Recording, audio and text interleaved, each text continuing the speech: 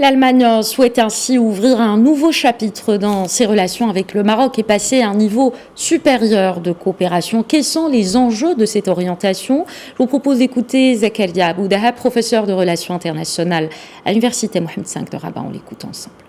Effectivement, la crise a duré quand même à peu près 7 mois, depuis mars 2021, et je crois que les deux pays en ont tiré les enseignements qui s'imposent. Je voudrais quand même dire que, le gouvernement précédent avait commis une sorte de maladresse en décembre 2020. On s'en souvient, quand il était question de provoquer une réunion du Conseil de sécurité pour répondre à la démarche américaine consistant à reconnaître la marocanité du Sahara. Donc plus tard, il y a eu certainement un temps de réflexion après surtout la succession au gouvernement de Madame Angela Merkel.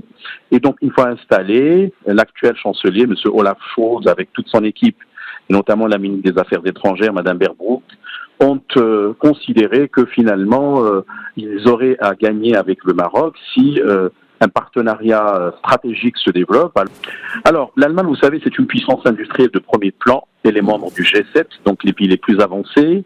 Et en même temps, elle a des ambitions énormes, que ce soit dans le secteur automobile, que ce soit dans les énergies renouvelables, éoliennes, solaires, etc. Et je crois que l'Allemagne, depuis longtemps, avait acquis une expérience, entre autres au Maroc, on dirait l'Afrique, on va dire l'Afrique du Nord.